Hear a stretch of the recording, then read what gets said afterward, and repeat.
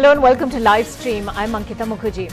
Until now, Pramod Muthalik's claim to fame was the alleged involvement of his group, the Sri Ram Sene, in the 2009 pub attack in Mangaluru in Karnataka, in which young women and other patrons of that pub in the city were chased out in a big show of moral policing. Muthalik and his team were acquitted in that case, but he's back in the news, and now it's over statements, insensitive statements he has made on the Gauri Lankesh murder case. The right-wing activist has reportedly been named in statements by two men who have been arrested in connection with the killing of Gauri Lankesh.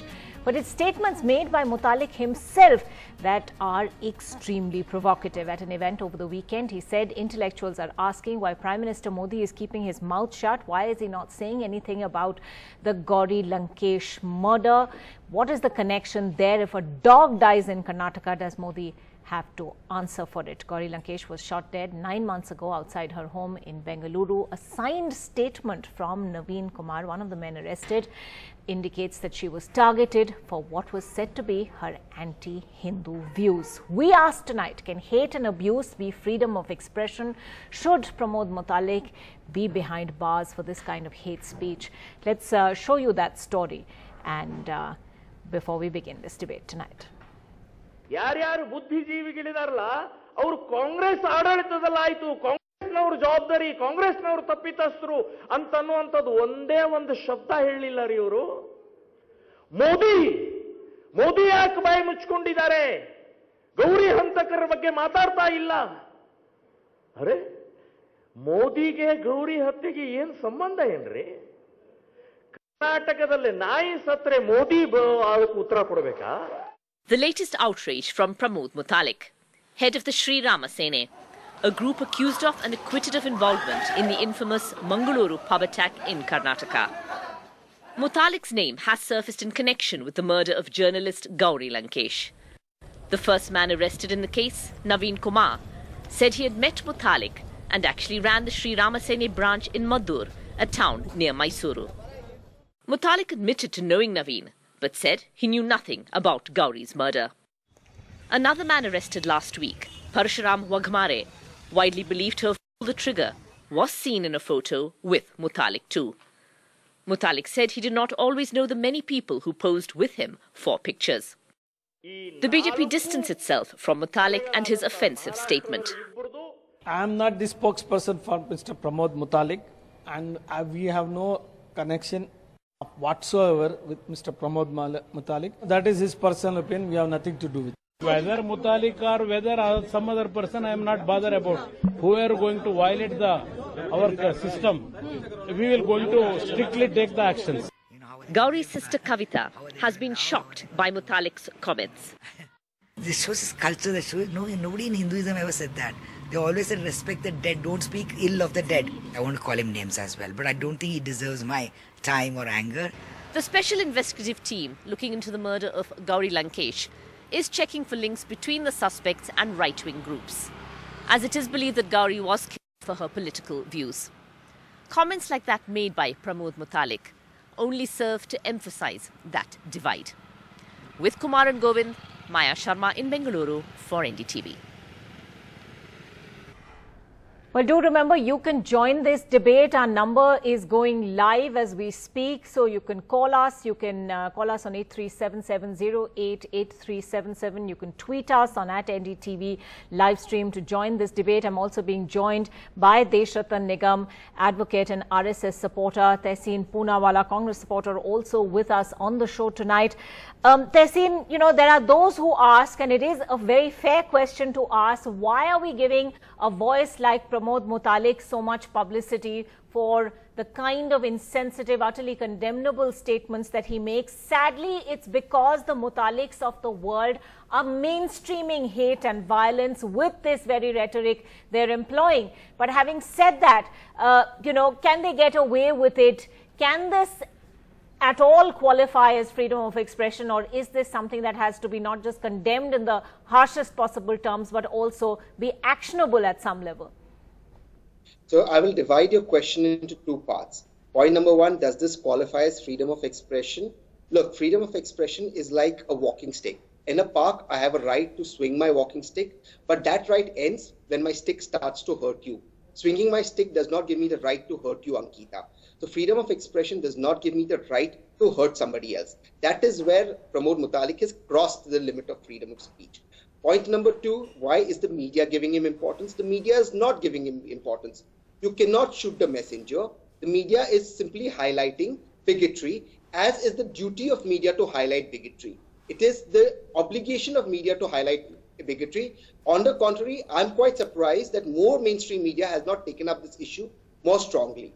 Your third part to the question, should action be taken against Pramod Muthalik? Of course, action should be taken against Pramod Muthalik. And I'm not going to shy away from the fact that it is a government that I vote for, that is in power in Karnataka, that has quite often allowed these people of hate to grow. I believe you have somebody from the RSS on your panel or an RSS supporter. This has been the strategy of the Sangh Parivar. When they assassinated Mahatma Gandhi, they distributed sweets. Today, they distance themselves from Godse. When they've allegedly, when they've indulged in other acts of violence as the Bajrang Dal does, then they distance themselves. So this is a strategy of the Sangh Parivar since 1947, and somebody has to call this out. And I am not crossing my freedom of expression by saying the Sangh. Okay, Deshwant Nigam, respond to the points that Tehseen is making over there. Shouldn't there be consequences for using this kind of vile and condemnable language? You know, is it enough to say that Muthalik is not speaking for the BJP or he's not speaking for the RSS, but then actively not take action against somebody? See, let me tell you, he is connected with some organization I'm not aware of, and frankly, I do not approve of the language he has used. And certainly a person is dead, a despicable act has been done, and it has to be condemned.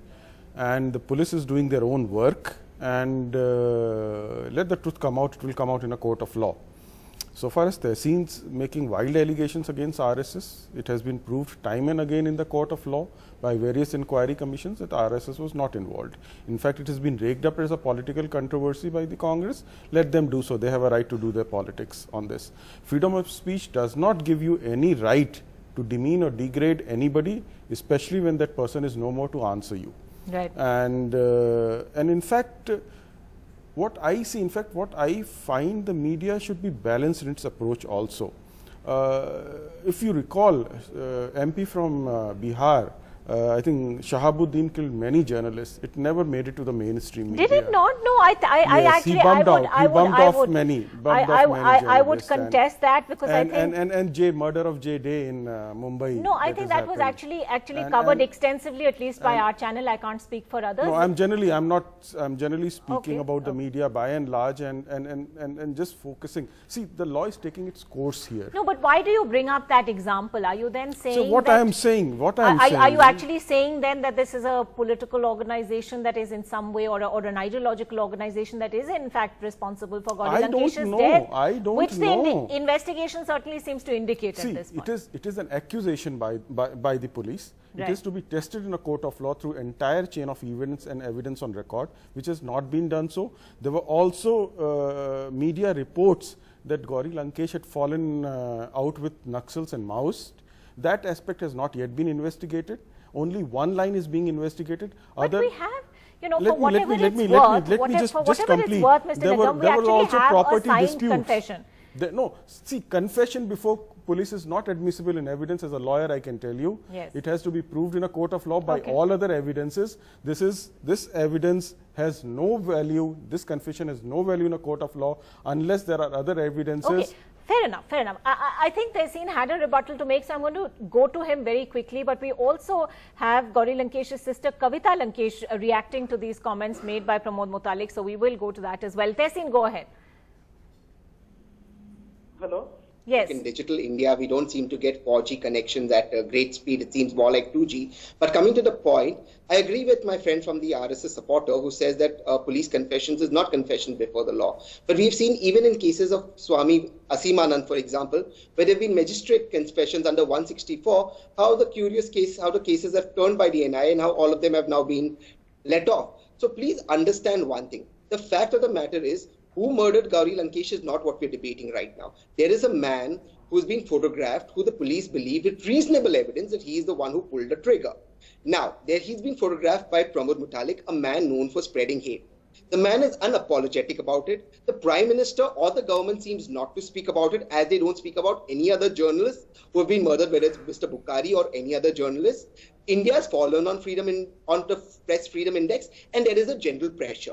Now, this whataboutery about what happened with J-Day, what happened with this. J-Day was a very close friend of mine.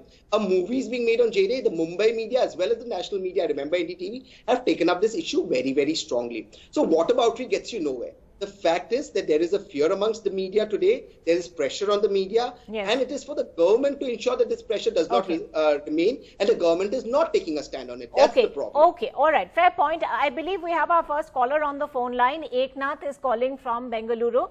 Eknath, what is your question?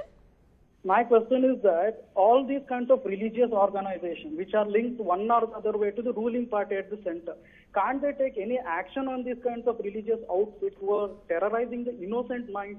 I want the RSS spokesperson to answer this question. I need to answer that. Okay. Just hold on to that thought, because I do have another caller and then you can answer both callers simultaneously. Amol Patil calling us from Aurangabad. Amol, what is your question or comment? Yeah, actually my question is, with all the link now established, and I think evidence is also there, why Pramod Muthalik hasn't been arrested? Okay, you're asking why Pramod Muthalik hasn't been arrested yet. Again, I think Deshrata Nigam, as a lawyer, you will be perhaps best placed to answer that question. So 2 points over here. Eknath from Bengaluru saying the state government, of course, needs to ban. What about the RSS and the support that they give to such organizations like the Shri Ram? See, there is no support has been given by RSS to such organization, nor there is any link. Let me make it absolutely clear. Now, this kind of hate speech, if it falls within the parameters of hate speech, this is a law and order issue. This action has to be taken by the state government, not by the central government. And if the central government, if the state government under the Kumaraswamy and the Congress, they want to take an action, they are free to take action on it. Nobody stops them from taking such an action. And, you know... Now, okay, Mr. Nigam, you say that Wagmare, the murder suspect's confession, so-called signed confession, is not admissible. But having said that, you know, a lot of it is already out in the public domain. So I'm going to quote this one line that has been widely reported, that he had been told in May 2017, he says, I was told I had to kill someone to save my religion. I agreed. I didn't know who the victim was. Now I feel I should not have killed the woman. Now, does this mean he was brainwashed? Where is this brainwashing then coming from? Leaders he's been photographed with, like Pramod Muthalik, other members of the Shri Ram Sena. What are we to make of all of this? See, let me tell you one thing. This probably is a part of the confession. And police is known which side of the divide you are. You will start favoring that this is correct and this is not correct. And the fact you are saying, does that happen equally in BJP-ruled states as well? Police, I'm generally talking about police. I'm not talking about the states. Police has its own way of doing things. And police gets confession by torturing and by doing. I do not know whether it has happened in this case or not. Every statement of this has to be proven in court. Whether it was taken under coercion or force or not has to be proven in court. Whether the moment it goes to the court, whether it is retracted or not is also another issue. So I cannot take these, whatever he says, on the face value. Okay. And therefore, you know, let the due process of law take its own course and find this man guilty or not guilty, and, you know, making opinions and doing all sorts of, you know, statements, making statements will be, you know, prejudging the whole issue. Okay, you're saying prejudging, let's not prejudge the whole issue, fine, or, you know, but what about statements that we have heard which are now from Pramod Muthalik, which seems to be in a sense, prejudging the issue also? I mean, how on earth can you compare a murder to a dog's death? Are you saying then? No, it can't be. I've right in my opening statement, I said I do not approve of such a language, but freedom of speech in India is being misused when you call your Prime Minister as Neech, Maut ka Saudagar, you know, all these things. Freedom of speech, there has to be some limit to it. It should not be allowed to be misused. All right. My colleague Maya Sharma caught up with Gauri Lankesh's sister, Kavita Lankesh, for her responses to all of this. And very interestingly, Kavita Lankesh said that even while she's utterly enraged and sickened by what Pramod Muthalik has said, she feels that he doesn't deserve her time or her anger. Over 9 months now since the murder of Gauri Lankesh outside her home in Bengaluru, arrests have been made by the Special Investigative Team. Joining us, her younger sister, Kavita. Kavita, more people now in custody. Are you hopeful that the end is in sight, that the case is almost solved at this stage? I think so, because from what I've been hearing from the last 9 months, I've been meeting them almost every week once. With this team, because they were very apolitical and they were not being coerced into any political intervention, was not there, and they were unbiased, and they were not into any kind of isms that way, supporting any isms, the team itself.